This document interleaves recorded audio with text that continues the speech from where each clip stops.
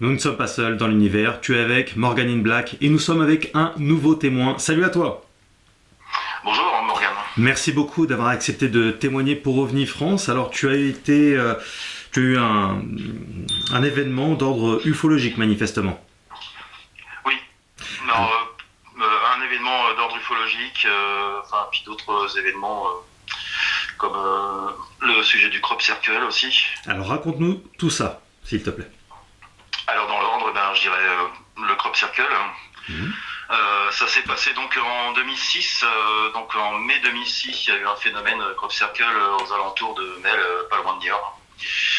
À la Couarde exactement, et donc on a eu une amie qui nous a dit il y a eu un phénomène crop circle dans le coin il y a 4 ou 5 jours, ce serait bien qu'on aille jeter un coup d'œil, donc on est parti à 3 une petite semaine après dans le coin là-bas, donc à environ 1 heure de route de chez nous, quoi. Mhm.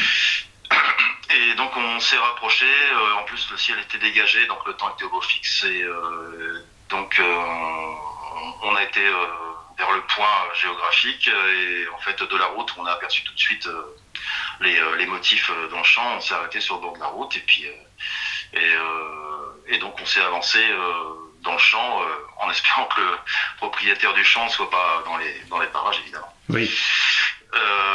Donc on est rentré dans le champ, et avec un appareil photo réflexe argentique à l'époque, Mhm. parce que le numérique c'était pas encore ça, et donc notre amie qui elle avait son téléphone qui lui faisait déjà des photos à l'époque. Oui. Voilà. Et donc en fait on s'est rendu dans les cercles, hein. Et donc il y avait 4 cercles, du plus petit au plus grand, en fait disposés comme une virgule, si on peut dire, dont le plus grand faisait 15 mètres de diamètre et le plus petit 1,50 m de diamètre. Voilà. Donc c'était un champ de blé, et en fait les ruptures étaient nettes sur la circonférence des cercles, hein. C'est les blés bien couchés, en fait, comme si ça partait du centre vers l'extérieur. D'accord. Et donc ce qui est intéressant, c'est ce qui s'est passé en fait dans les premières minutes qu'on est arrivé, parce qu'en fait le téléphone de notre ami était hors batterie. Donc en fait impossible de l'allumer, impossible de le rallumer, et puis l'appareil photo argentique était hors d'usage. Donc ça a duré entre 5 et 7 minutes à peu près, et d'un seul coup tout s'est débloqué, son téléphone elle a réussi à le rallumer, et puis l'appareil photo a bien voulu s'allumer. Donc là on a commencé à faire des photos en fait de l'intérieur, plus de l'extérieur et tout ça. Donc ça c'est vraiment un phénomène qui nous a marqué, parce que en fait bon, il y a le phénomène du crop circle, le lieu, c'est vrai que vu de la route déjà c'est impressionnant, même si c'est pas un crop circle aussi complexe que tout ce qu'on a pu voir, hein, dans les archives des crop circles. Oui. Mais c'est une petite anecdote qui vient se rajouter sur ça. Ouais, tu as l'assurance que c'est bien un crop circle et pas quelque chose qui a été fait par la main de l'homme? Alors j'ai fait mes recherches, parce que depuis 2006 forcément, enfin ça fait 20 ans, et j'ai réussi à retrouver en fait l'article que j'avais vu à l'époque. Donc j'ai réussi à le récupérer et tout ça, et en fait ça met grosso modo, attends, si je peux avoir 30 secondes, euh, ça explique qu'en fait c'est très controversé. C'est pas défini comme étant un fake, si on peut dire, mais en fait ça met le surnaturel s'installant de Sèvres. Et ça met que en fait 4 cercles, ceux d'une dizaine de mètres de diamètre et 2 plus petits, trônent au milieu d'une parcelle de blé à la Couarde. Dans le sud de Sèvres, les épis ils sont uniformément couchés, tous dans le même sens, comme si une pale d'hélicoptère les avait plaqués au sol dans un tourbillon étrange, voire surnaturel. Un examen approfondi de la parcelle laisse perplexe les enquêteurs en herbe, qui se déchaînent depuis que la nouvelle de cette étrange apparition a fait le tour du village de la Couarde et Bosset. Donc en fait ils expliquent que grosso modo ça résume que c'est pas un plaisantin qui a fait ça. Voilà. Moi, j'ai fait des photos vraiment de très bonne. Enfin, on a fait des photos de très bonne qualité en argentique et en fait, j'ai pris des photos du centre de certains cercles et il y a pas. En fait, on voit le blé qui est parfaitement couché dans le sens des aiguilles d'une montre et en fait qui part après vers l'extérieur. Il n'y a pas de trou au centre. Comme on a vu là, des gens qui s'amusaient à faire des trous, à faire des crop circles, ils fixaient quelque chose au centre et après ils essayaient de coucher le blé avec une planche. Oui, tout à fait, oui, bien sûr. Il y a même des concours dans certains pays, notamment en Angleterre. Est-ce que tu as les photos et l'article en question en ta possession? Oui, j'ai les photos et je les ai scannées ce matin parce que comme c'est de l'argentique. Oui, bah oui. Voilà, donc les photos sont de très bonne qualité, donc je t'envoie ça. Ouais. Alors tu as vécu d'autres événements. Oui, alors j'ai vécu, on a vécu, parce que c'est toujours en fait en double témoin oculaire, c'est ma femme a toujours été avec moi quand ça s'est passé, donc c'est bien que ça se passe comme ça, parce que effectivement quand on est tout seul à voir les choses, c'est un peu compliqué. Tout à fait. Oui, alors on va rester, on va venir sur le phénomène OVNI. Ce qui nous a marqué, c'était donc le 25 décembre 2019 à 23h. Donc en fait, je sortais, en fait on était en fin de soirée, chez nous, hein, et tout le monde était parti, et là je suis sorti dehors, j'étais, prendre l'air, voilà. Et en fait, je regardais droit devant moi, parce que la vue est assez dégagée, en fait, dans la ville où j'habite, il y a une rue, puis après, la vue est très très dégagée. Le ciel était très bas, donc le ciel chargé, donc on ne voyait pas les étoiles, on ne voyait pas le ciel profond. Hein. Et en fait, droit devant moi, sur, on va dire à 10 degrés d'angle de vue, en fait, vers le haut, quoi. Direction sud-est, je vois un point orangé, incandescent, s'allumer, très vibrant, on va dire, qui se déplace de droite à gauche, comme ça. Je dis qu'est-ce que c'est que ça, et là, c'était vraiment, pour le coup, pas du ciel profond. Hein, c'était vraiment, donc je ne saurais pas définir à quelle distance c'était, et qui se déplaçait lentement de droite à gauche, comme ça, jusqu'à disparaître à un point précis.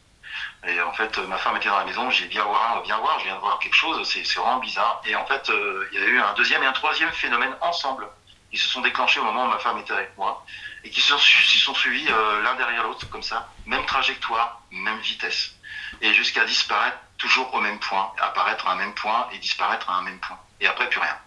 Voilà. Ça ne peut pas être un satellite? Non, parce que c'était un ciel, comme je vous dis, un ciel chargé. Donc en fait, le ciel était bas, c'était un ciel couvert, gris, voilà quoi. D'accord. Voilà. T'as pas eu ouais, ça a été trop rapide pour prendre une vidéo, hein, c'est ça? Ben, surtout qu'en plus, on n'avait pas les smartphones adéquats pour ça aussi en 2019, mine de rien, la progression que ça a fait. Aujourd'hui, pour une vidéo de nuit, c'est plus facile qu'en 2019, c'était moins facile déjà. Oui, on avait des vidéos. Il y avait plein d'artefacts numériques sur les vidéos prises de nuit, c'était pas. Voilà. Oui, la qualité est un peu meilleure aujourd'hui.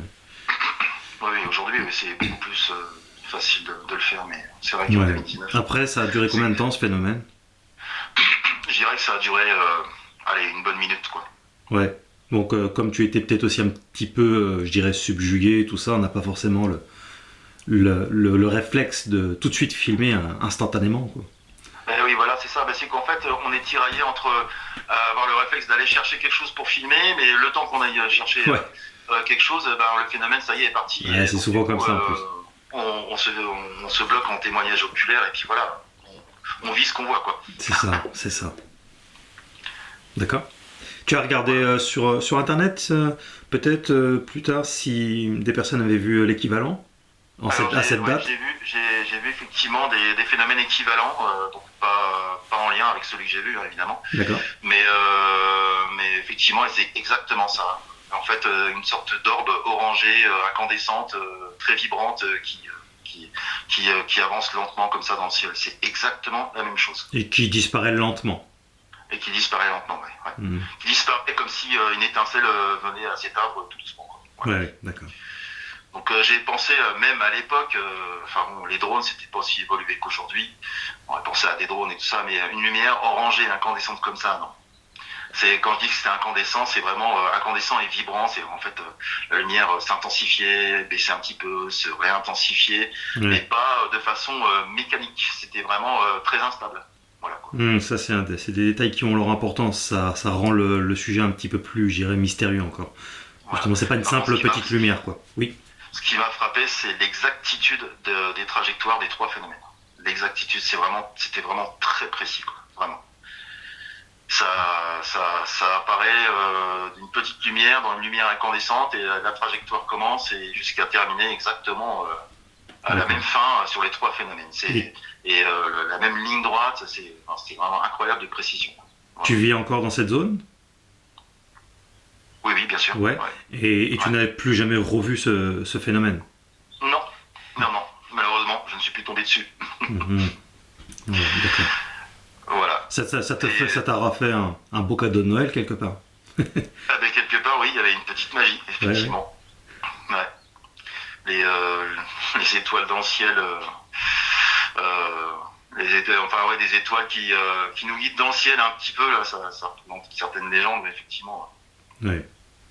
Mais c'est surtout en fait dessous un ciel bas, quoi. C'est ça qui m'a marqué. Ouais. Ouais, un ciel Ça aurait d'hiver. été, voilà, c'est un ciel vraiment très couvert et donc là je me dis, bah, là ça vient pas du ciel profond, ça vient pas de l'espace, ça vient pas de, voilà. Ouais, je vois.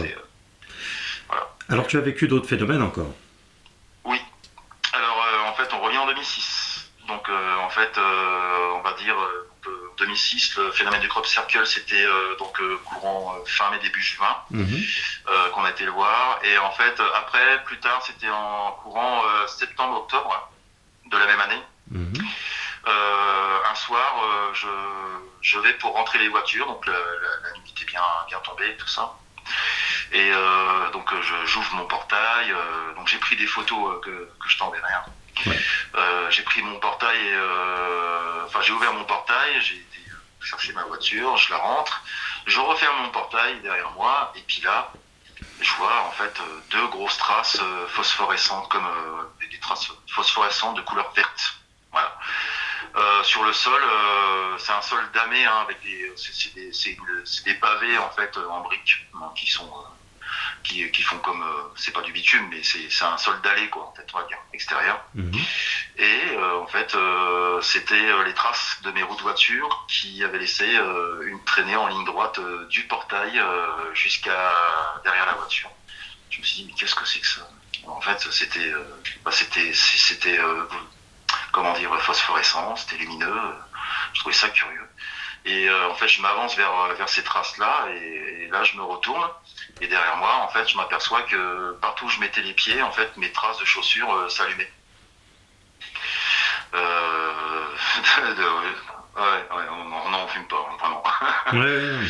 Ça s'allumait derrière moi, en fait. Donc, du coup, bah, je vais chercher ma femme, forcément. J'ai dit, viens voir, il se passe un truc bizarre dans la vie. Donc viens avec moi et tout ça, et en fait, et là, il n'y avait plus de traces. J'y regarde, donc en fait, je fais des grosses traces de pas, je tape des pieds au sol, et je dis, regarde derrière moi. Elle me dit, c'est quoi ça? Et puis, et en fait, je faisais tout le tour de la voiture comme ça, et en fait, tout le tour de la voiture, il y avait des traces de pas qui apparaissaient de manière phosphorescente. Donc en fait de là j'ai pris un coton-tige, j'ai essayé de prélever, il n'y avait rien dessus et même notre chienne à l'époque était intriguée par ça, elle regardait, elle reniflait, c'était vraiment très très curieux. Il était quelle heure? Pardon? Quelle heure il était? Il était 20h30, 21h. Et il faisait jour? Non, il faisait nuit. Il faisait nuit, donc Non, ça brillait dans la nuit. Ah oui, bah, en fait, le jour, je pense que je m'en serais pas aperçu. Parce Ouais. que comme je dis, c'était phosphorescent, c'était pas non plus comme des lumières LED, hein, mais c'était phosphorescent. Et Comme, alors plus tu marchais, et tu voyais toujours ces traces-là phosphorescentes de la même intensité, ou ça s'estompait au fur et à mesure du temps que tu marchais? non, tout au long de la soirée, c'était la même intensité, même les traces de pas de ma chienne, en fait, s'allumaient derrière elle. C'était un peu, est-ce que c'était visqueux, un peu comme du slime, ou pas du tout? Même pas. risque. J'ai pris un coton-tige, j'ai voulu prélever, et j'ai regardé vraiment dans le noir, et en fait, c'était un peu lumineux, mais c'était pas une substance grasse ou. C'est un peu comme une forme d'énergie, ou comment on peut le qualifier? Je serais incapable de définir ça, et le pire, c'est que j'ai trouvé aucun phénomène similaire. C'est ça qui me. Qu'on comprenne bien, au départ, tu as vu des traces sur le sol, c'est ça? Oui, les traces des pneus de ma voiture. Les traces de pneus de ta voiture. Donc, quand j'ai refermé le portail, je me suis retourné et là j'ai vu qu'il y avait les traces de pneus oui. en fait, de ma voiture. Donc c'est pas du liquide de refroidissement ou un liquide quelconque qui a coulé sur tes pneus? Absolument pas. Ouais. Absolument pas, parce que même devant la voiture qui, elle, n'était pas passée à cet endroit-là, ça s'allumait aussi. Mmh.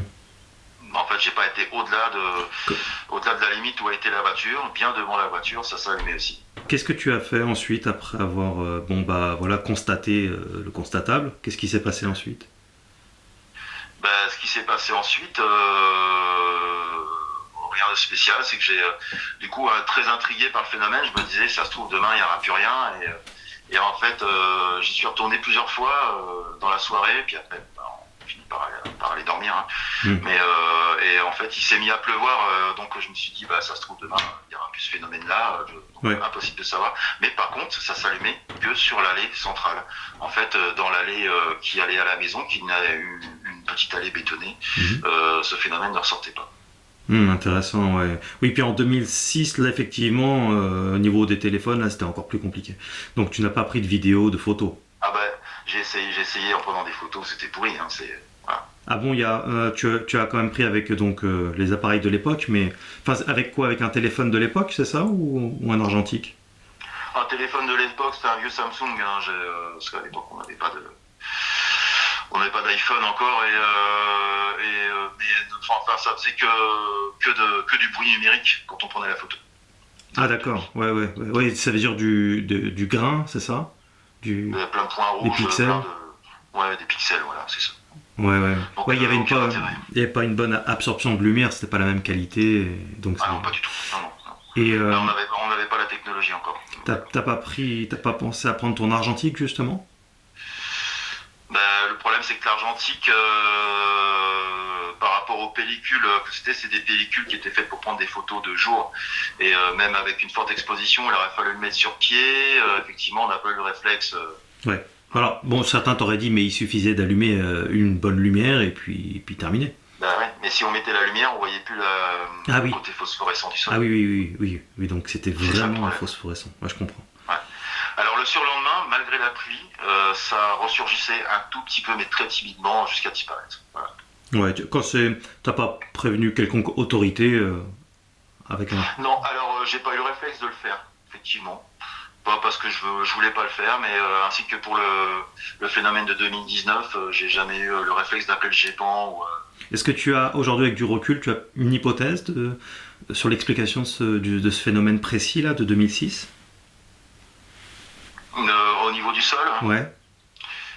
J'ai aucune explication, et malgré toutes les recherches que j'ai pu faire, j'ai aucun cas similaire.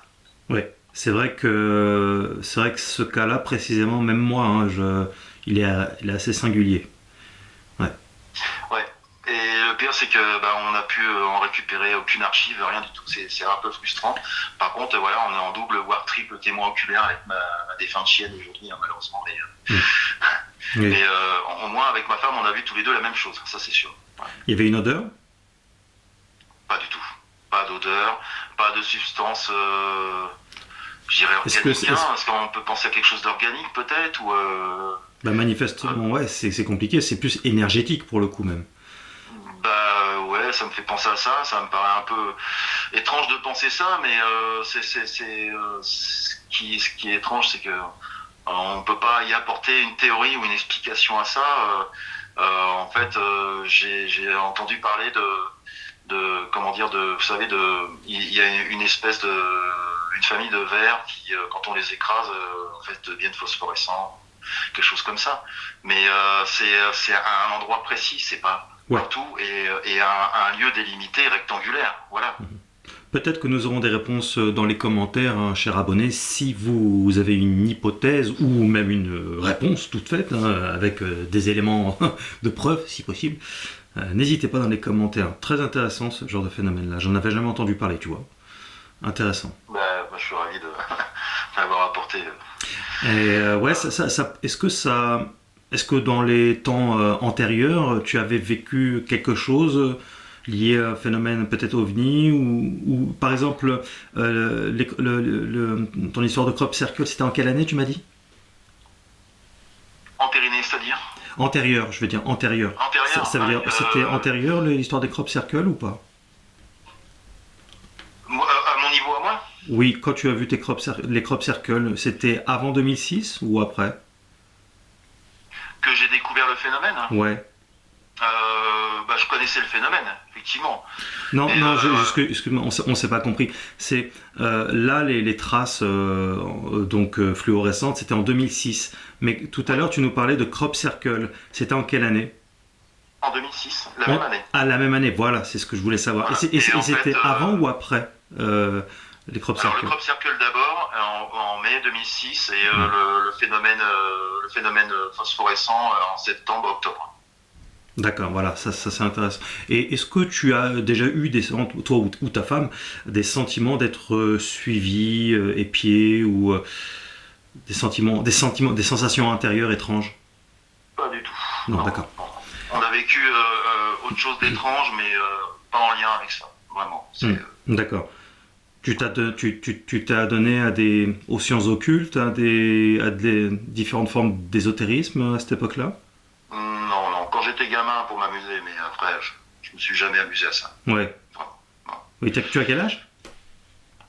J'ai 54 ans. 54 ans. Et toutes tes dents? Non, je plaisante. Et, Mais non. ouais, donc tu es de l'époque un peu des tables tournantes, du spiritisme, des trucs comme ça, c'est ça? Ouais, mais quand j'étais gamin, on aime bien se faire peur. Voilà. Tout à fait. Ok, intéressant en tout cas. Autre chose? Oui. Au niveau du crop circle, en fait, suite au développement des photos, donc c'est l'ami d'un collègue qui nous a demandé pour voir les photos et qui était en lien avec un spécialiste des crop circles, donc un anglais qui avait de la famille donc dans la ville où on habite et qui nous a contactés, qui était curieux de voir à la loupe les négatifs des photos, parce que en fait quand j'ai scanné à l'époque mes photos, enfin les négatifs, j'avais un scanner de négatifs, en fait il y a eu des choses qui sont apparues en fait dans le ciel sur les photos, donc comme des orbes lumineuses dans le ciel bleu, quoi. Voilà. D'accord. Donc pensant justement à ce petit moment où en fait tous nos appareils se sont bloqués et tout ça. Donc ce monsieur est venu nous voir, très gentil, hein, et en fait il est venu avec du matériel à lui pour regarder à la loupe les négatifs, et en fait il n'a pas su nous dire si c'était une prise réelle ou si c'était un phénomène de poussière sur le moment où j'ai scanné les photos. En fait, où j'ai scanné, je veux dire, les négatifs. Voilà. Parce qu'en fait, quand on scanne un négatif, forcément, les poussières sont beaucoup plus grosses. Ouais. Voilà. Oui. Après, sur l'une de photos que je vais t'envoyer, en fait, il y a une tache dans le ciel, on ne sait pas ce que c'est. Alors, c'est peut-être un oiseau qui passe ou je ne sais quoi. Mais bon, après, ça mérite le coup qu'on garde, mais c'est difficilement définissable. Voilà. Ouais, très bien, très bien. Donc, ce monsieur, en fait, était en lien avec le magazine Lumière dans la nuit. Je sais pas si ça te parle. Ouais. Voilà. Ça nous rajeunit pas? Pardon? Ça nous rajeunit pas? Ah non, pas du tout. Et il nous avait dit, si vous voulez, vous pouvez les contacter pour envoyer vos photos. Et puis on n'a jamais pris le temps de le faire, en fait. Voilà, tout simplement. Donc c'est pour ça qu'aujourd'hui je rectifie un peu ça. Et puis les photos, on va te les envoyer. Voilà. Ouais, pas de problème. Voilà. Autre chose? Et autre chose, oui, un autre phénomène qu'on a vécu, mais alors c'est pas en lien avec les ovnis, donc je pense que ça sera peut-être un peu hors sujet. À Paris, ce coup-ci, on a vécu, sur Paris, tous les deux, on a vu la même chose. Hein. Je vais la faire courte, on est monté dans un bus, donc on s'apprêtait à prendre le bus pour le centre-ville de Paris. Et en fait, à l'arrêt de bus, il y avait un monsieur d'un certain âge, je dirais 70 ans à peu près, habillé en jogging avec une casquette, assis là, et puis une jeune fille qui s'est approchée de lui pour discuter avec lui, pareil en jogging, voilà. Et ces gens-là sont montés dans un bus qu'on prenait pas juste avant. Donc ces deux personnes sont montées dedans. Puis nous on a attendu notre bus, c'était pas la bonne correspondance, et donc notre bus est arrivé, on est monté dans le bus. Donc, on a passé notre ticket, on s'est assis aussitôt à gauche, et ma femme se penche vers moi, elle me dit regarde derrière moi, il y a le monsieur qui est monté dans le bus avant qui se retrouve assis derrière moi. Donc je me penche, je dis ah oui effectivement. C'était le monsieur qui était monté dans le bus d'avant. Donc incompréhensible parce qu'on s'était pas encore arrêté à l'arrêt suivant. Donc j'ai dit là oui c'est vraiment étrange, ça nous a un peu saisi sur le moment.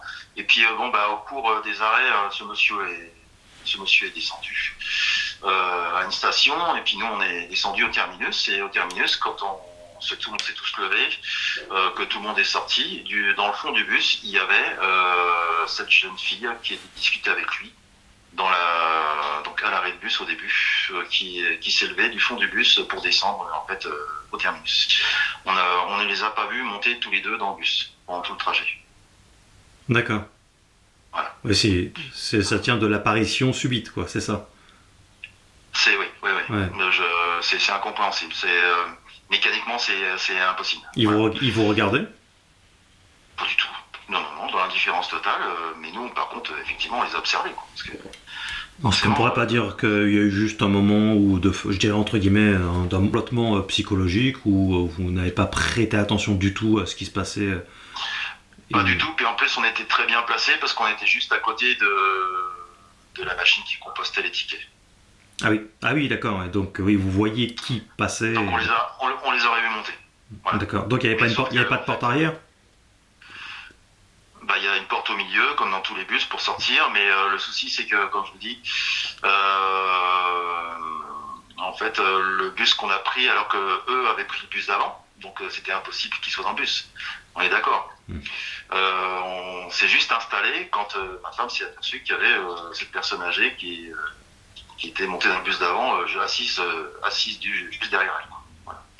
Il reste donc l'explication du frère jumeau. Et de la sœur jumelle. Hein. Ouais, et de la sœur jumelle, comme par hasard. Et avec les mêmes fringues. Ouais. Voilà. C'était en quelle année ça ? Pardon ? C'était en quelle année ? En quelle année ?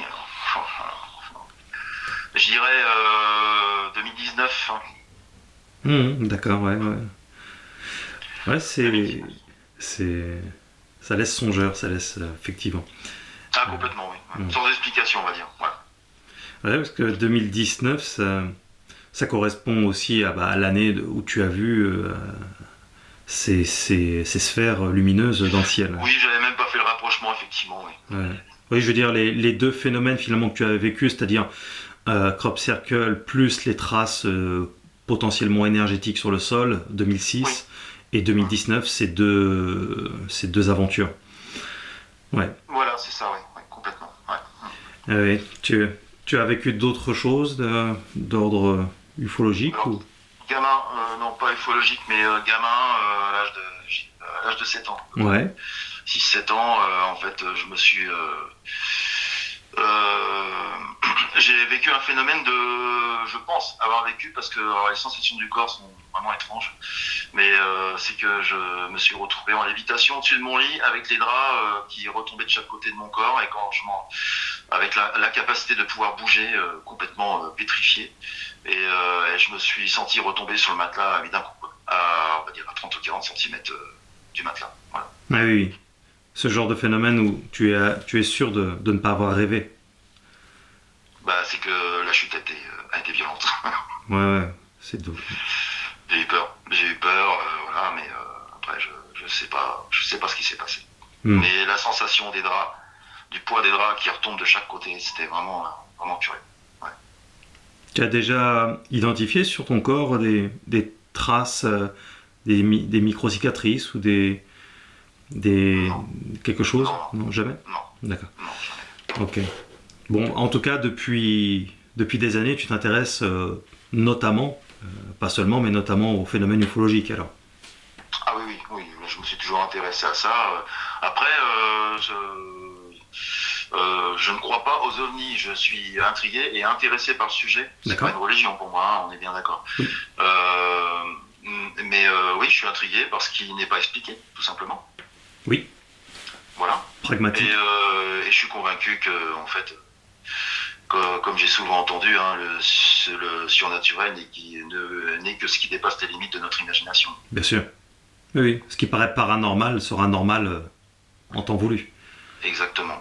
Oui, bien sûr. Comme faire voir une télévision au Moyen-Âge, quoi. Ce serait un peu le même délire, quoi. Ouais, tout à fait. Mais encore, il n'y a pas besoin de remonter au Moyen-Âge. S'il y a ne serait-ce qu'allez 50 petites années, on nous avait parlé de ce qui se passe aujourd'hui avec l'IA et les téléphones portables et tout un tas de choses.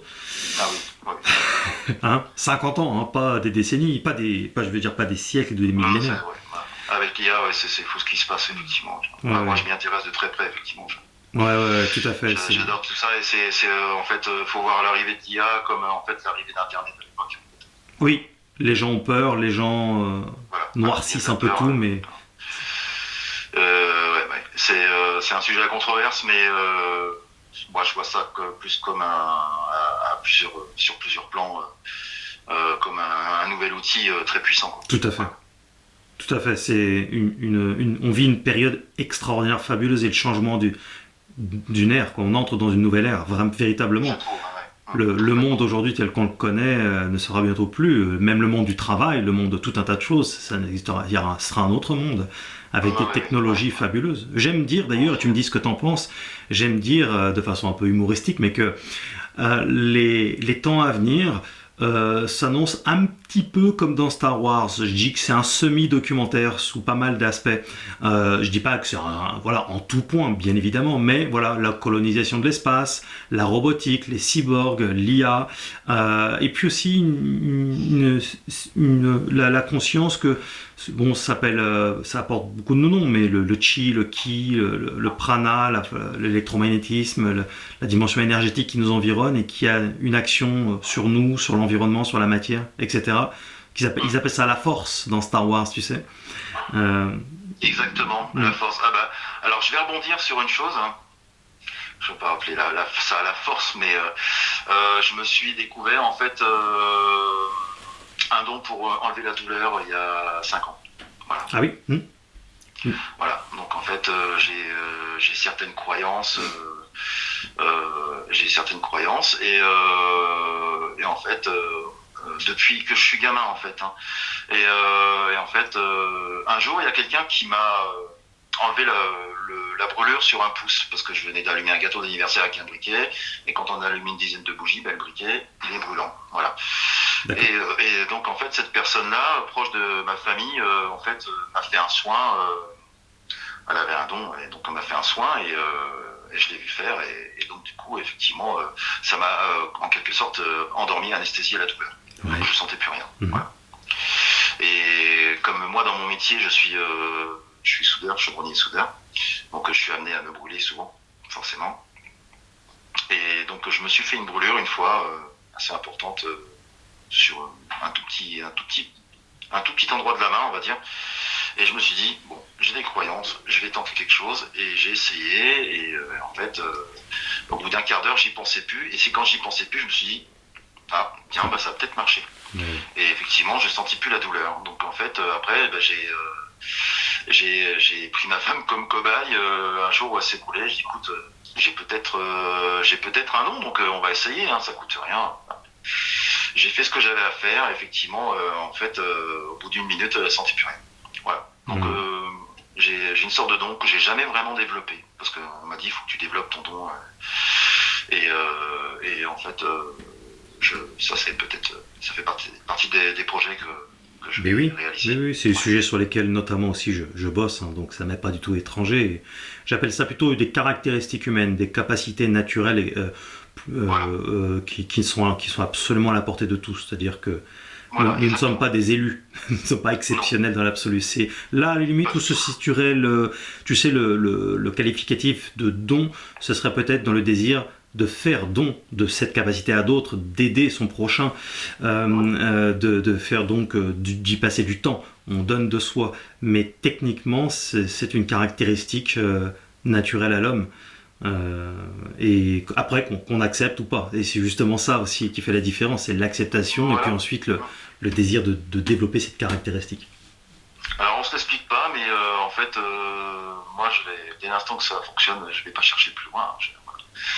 Voilà. Ouais. Des gens qui sont capables de nous enlever des angoisses, j'en ai connu, qui se sont occupés aussi de personnes assez célèbres de par le passé et qui m'ont fait un bien fou. Et j'ai jamais cherché à comprendre comment ça marchait. C'est que ça me faisait un bien fou. Voilà. Et c'est toujours très intéressant, même si c'est pas lié directement au phénomène ufologique. Non. C'est toujours bien intéressant d'en parler. Merci beaucoup en tout cas d'avoir accepté de témoigner de ces événements très intrigants, surtout pour ce qui est des traces là. Et je compte sur vous pour nous dire ce que vous en pensez. Et si vous voulez témoigner, n'hésitez pas, parce que je vois pas mal de témoignages dans les commentaires. Si vous voulez témoigner, en audio, il n'y a pas de problème, vous voyez bien, c'est anonyme, personne ne vous reconnaîtra, vous n'aurez pas de problème avec quiconque. Et voilà, l'adresse est toujours la même, morganpriestofficiel@gmail.com. Et vous avez d'autres, voilà, vous avez les réseaux sociaux, vous avez aussi le livre Ufologie, hein, il est disponible sur Amazon, si vous voulez vous intéresser à tous ces phénomènes-là. Merci beaucoup pour votre soutien et à très bientôt sur OVNI France.